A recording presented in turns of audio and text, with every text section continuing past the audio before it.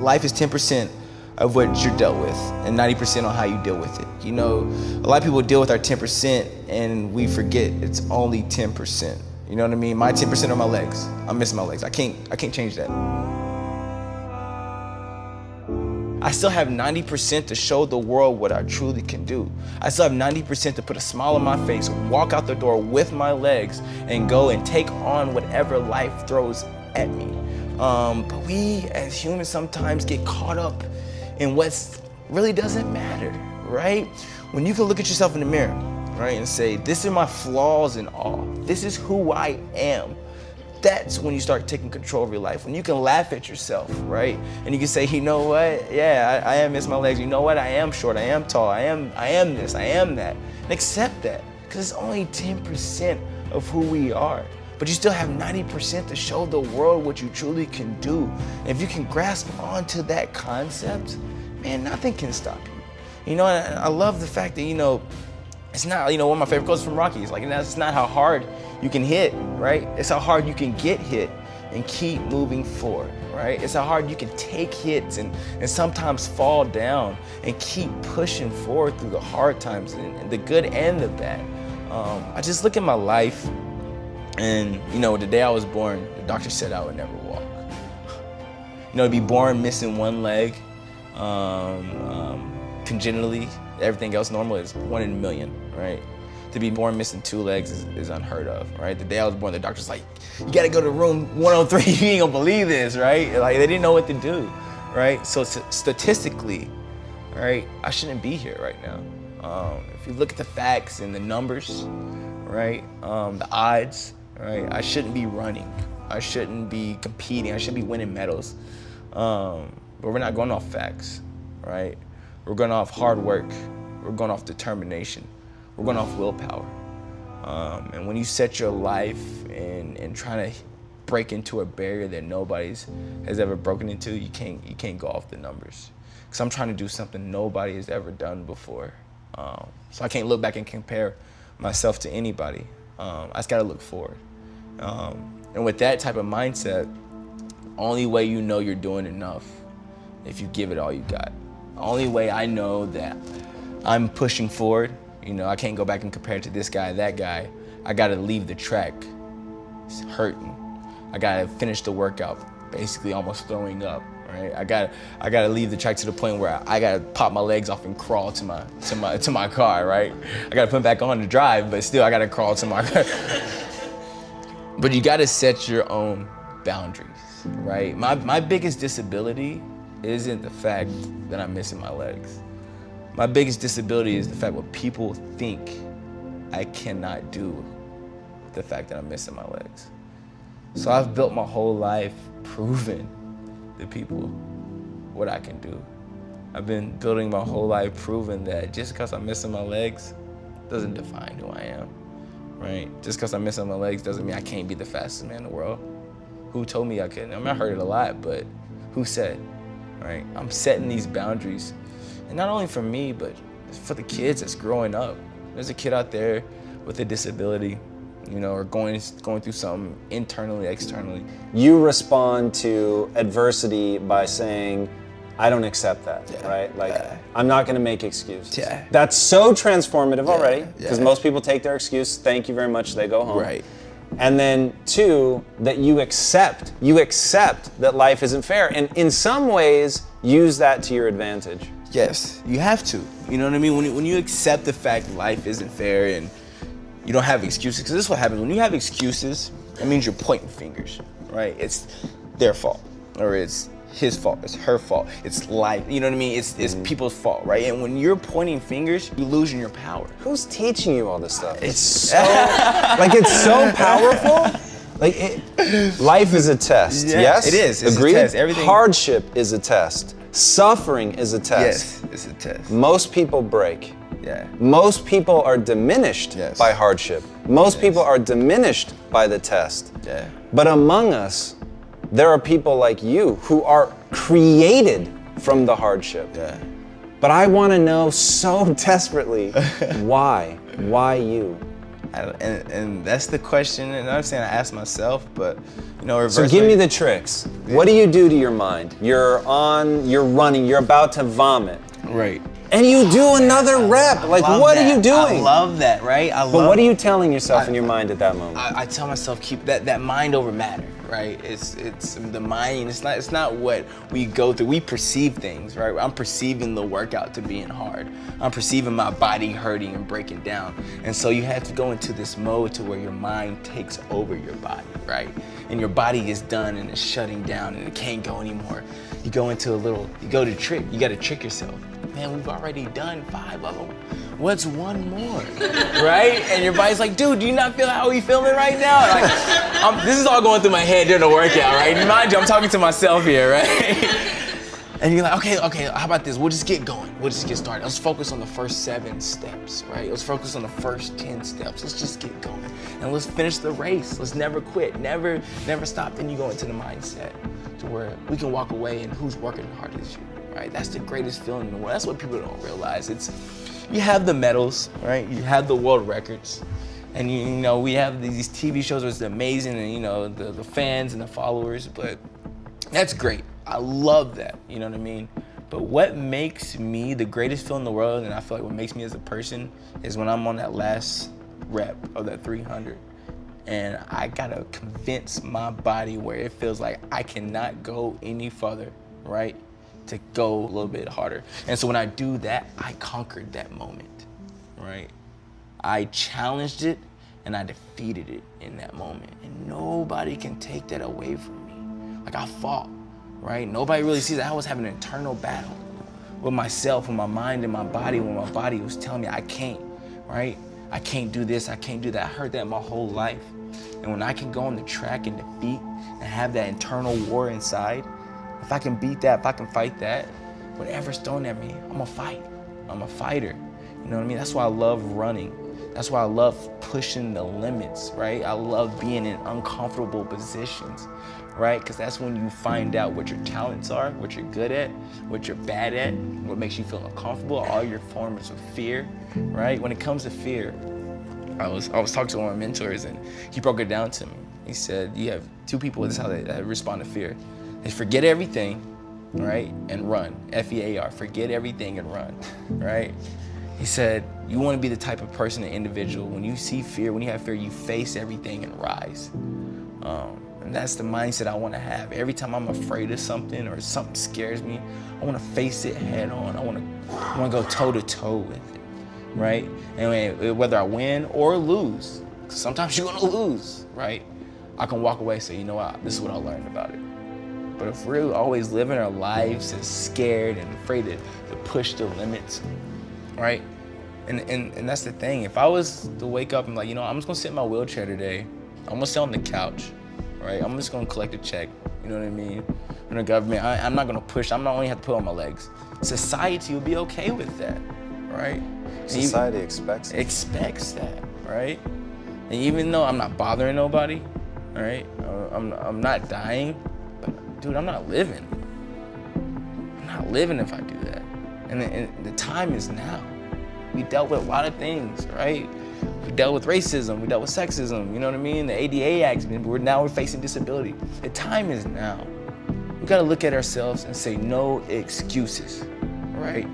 We all deal with demons. Everybody does, right? Everybody has problems, right?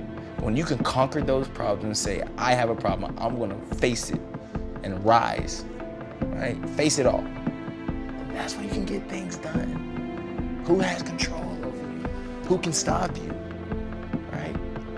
And every day that I wake up, I say I wanna be one of the fastest men in the world, and I have no legs. Some people laugh, some people joke, some people don't even believe me. I can look in their face like, dude, I'm trying to qualify for the Olympics. They're like, all right, cool, sure. This guy, right? He's on something right here, right? But I'm dead serious. And even though if they don't see it, I see it, right? I manifest my own destiny, right? God damn. That's a statement right there. You know what I mean? It's about manifestation, dude. You put that out there in the world. That's what people, and that's the beautiful part about it, right? Every day that I wake up, right, I believe that I'm going to walk.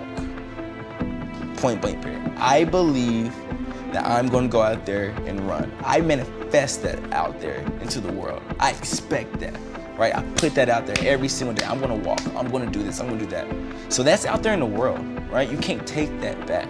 It's out there. So what's going to happen is once it's out there, you're going to start conforming and doing things to figure out how I'm going to walk, how am I going to run. I believe that I can be one of the fastest men in the world.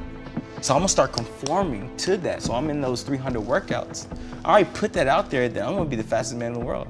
But I want people to just laugh, smile, and shake their head in disbelief of how much I fought in my life. And regardless of how many no's that I hear, and I heard a lot, I'm gonna hear more, right? As many as I hear that, you just need to hear a few yeses. And I hear that yes every day that I wake up in myself, and I hear that yes when I meet people like you, right? And I have the same mindset and the same vision, you know what I mean? We're aligned in the same path. Everything happens, you know what I mean? I just feel like it's just who I am. That's how I'm structured. I couldn't, and if I didn't live this life the way I live it, it'll kill me. If I have to sit on the couch every day and just wonder what's gonna happen out there in the world, you know what I mean? I wonder what I could do if I had the opportunity to. That would irk me, man. That would irk me. I have to get out there and try it. I have to get out there and do it, whether I succeed or whether I failed. I know I can walk away and say I gave it my all. And that's the greatest feeling in the world. God, that's the greatest feeling in the world. I'm gaining so many tools in life, but trying to become an Olympian and trying to become one of the fastest men in the world. And hopefully, you know what I mean, once it's all said and done, I can use the tools. You know, when I first started running, I was a little kid, man. You know, I was just getting started. I never run in front of 80,000 people before. I've never been on an international stage before. I've never even traveled before, right? I never even left the country. I never left Tennessee, right? Before I started running, my first time in California was because of running, right? Like, I was just this little country boy from Tennessee, right? Eating ribs and and collard greens, right? And because I wanted to become a runner born without legs has allowed me to see the world, has allowed me to be on a show like this. Like, come on, man. Like, I'm gaining tools in life. And so when I'm done running, I will be able to look back and say, man, I learned this about myself. I learned that about myself, right? And I think that's the great part of giving it your all, so you can figure out what you're good at and what you're bad at and what you can do and what you can't do. And when you find out what you can't do, then try to figure out how you can do it, right? That's the only way, right? But if you're sitting back and complacent and scared and afraid to challenge life and to challenge yourself, it's a scary place to be in. That's a place that I know I don't want to be in. I know you don't want to be in at all. Very true. Yeah. What would you teach to, if you had a child, what are 3 powerful lessons that you'd want to make sure they learn? Oh, man. One is just gratitude and humility. You know what I mean? That's one thing that's really helped me in my life, and just being thankful for what I have. Don't leave before the miracle happens. 2, be proud of who you are. From top to bottom, be proud, live it, express it. And the last is never give up. Never, ever give up. The only way you can fail is if you give up. And the only person that can stop you from quitting is you yourself, that person in the mirror. You know what I mean? People can derail your main objective. They can maybe derail, right, your mission. But the only person that can have you stop fighting is that person inside of you. So, how do you keep fighting? Like when it's really nasty hard? Yeah. Do you have a mantra or anything that you say? Or when it gets bad, right? I first think about the people who sacrificed for me, right? Who's worked hard for me, right? My family members, you know, the people in my life now. Like, man, they believed in me, right? So I can't give up on them, right? And then I look back and I think about everything I've been through so far in my life, right? When it gets tough, I'm just like, I can't push no father, right? It goes back to playing those mind tricks again. You gotta play those mind tricks just like you playing mind tricks on the track. Gotta have those mind tricks with yourself. Like, man, look at everything you've done. You've made it this far. Why quit now? Why stop now? You've did all this. Why quit now? It's be a waste of time, right? And the last is just being thankful, man. Because I know it could be way worse. It could be way worse. So I'd be selfish to give up. That'd be rude of me, disrespectful. That'd be so disrespectful. To the kids that are watching you? To the kids that are watching me, to the kids who don't have what I have, right? There's kids in other countries who would wish and hope and pray and beg to have legs like these, to have opportunities that I've had. It's so disrespectful, man, if I gave up. That'd be rude, right? That'd be so rude, and that's not what I want to be. That's not what I want to stand for. You know, I always think about my legacy and what I want to stand for. And if I'm gonna be the man I want to be, and I feel like I want to be the man that I'm meant to be, I gotta keep fighting. Who is the man that you're meant to be? Man, the man I'm meant to be, somebody that changed lives, somebody that changed perception, perspective, right? I want to be the guy who meets somebody they thought one way their whole life, right? By a conversation they had with me or an interview they seen with me, their whole mindset has changed, right?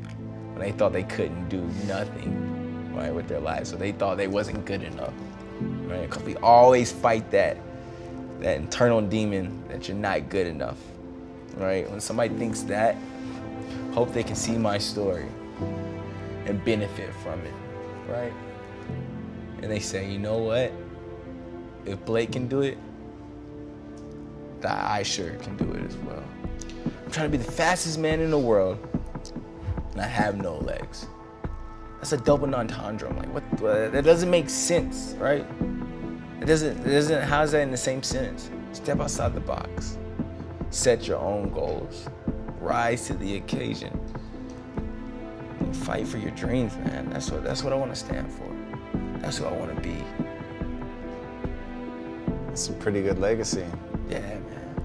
Talk to me about, so you're a kid, people making fun of you, you're terrified to show your legs. Like, I know what it's like to be a kid, obviously, right? That's hard. Yeah. Like, if people turned on you and were picking on you, like that's an emotional death sentence. Yeah. So how did you go from that negative spiral to like, hey, one day finally I'm gonna wear shorts and be proud of exactly who I am? It was a few things. You know what I mean? I learned, when I was when I was made fun of as a kid. You know what I mean? Sometimes it stung a little bit, right? It would hurt, or I get so awkward and so uncomfortable. And to the point I was like, you know what? How about I just make better jokes? You know what I mean? Or how about I just accept and laugh with them, right? And I embraced it. You know what I mean? I remember growing up in elementary school, middle school, I would turn my leg backwards and walk through the hallways, right? Or I would take my legs off and crawl into the teacher's desk and grab her, you know what I mean? I would embrace it. And once I embraced it, it made people around me feel a lot more comfortable, right? I accepted it. I had to come to a realization that wherever I go, or whatever I do, I am going to be an amputee. Whoever I see, they're going to look at me twice. Whether I'm in Tennessee, New York, California, I'm gonna get the double take. So it goes back to that. Am I gonna sit and cry and be upset and be mad about it? Or I'm gonna do something about it? And ever since that moment, then I realized, I decided I'm gonna push forward. I'm gonna accept the fact that I'm missing my legs. I like getting looked at, right? But as we grow up, we realize that's the worst thing that could ever happen to us, is being just mediocre or being part of the crowd. You want to stand out as an adult so you get everybody's attention, right? I didn't have a choice. I didn't have a choice. I was gonna stand out from the time I left the house as a kid to now. And to be honest, I'm thankful for that, because it allowed me to learn certain things and gain certain tools for me to be the person I am today. So at the end of the day, I'm thankful that I'm missing my legs. I can honestly look at you and say that. I'm thankful that I was born without legs.